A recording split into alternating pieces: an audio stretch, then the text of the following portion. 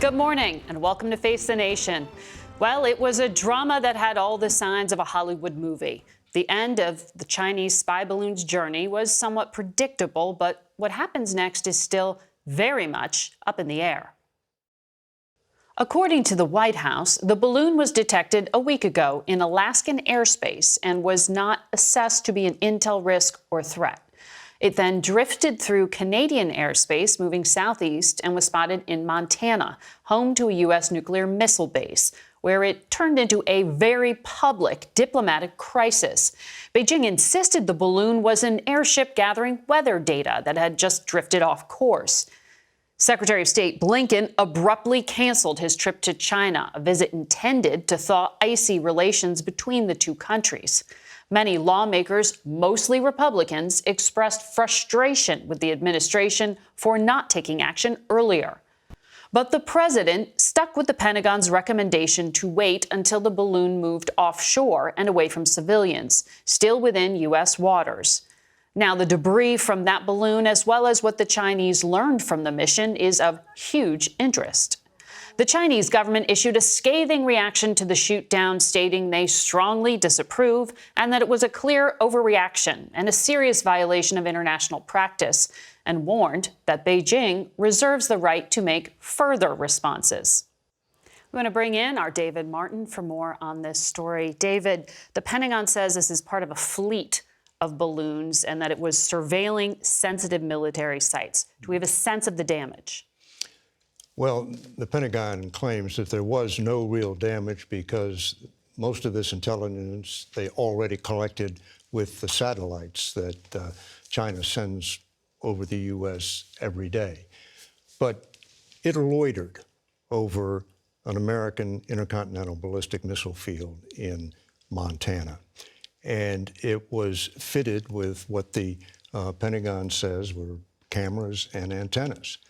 And you have to believe that they picked up something, or it wouldn't have been worth all of the risk that they ran in sending a balloon over here that they knew was going to be detected. There's no way they could have believed that they could sneak that balloon across the United States. So I think you have to assume that they got some intelligence value out of it. Now, I think you have to assume that the U.S. got some intelligence value out of it because they sent planes up to photograph that sensor pod that was on the balloon, and they've got videotapes of it. So the U.S. was essentially watching China watch us.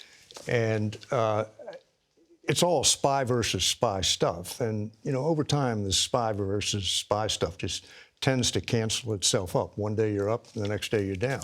Well, what can you actually see from 60,000 feet? What's the advantage? Well, you know, back in the day, I actually went up to 60,000 feet in the back seat of a U-2. And up there, it's not just like being in an airliner, only higher. You can actually see the curvature of the Earth.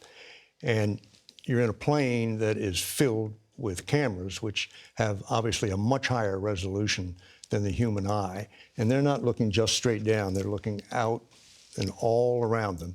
And they're sending those pictures up to a satellite, which is then relaying it down to a ground station where an intelligence analyst is watching in real time.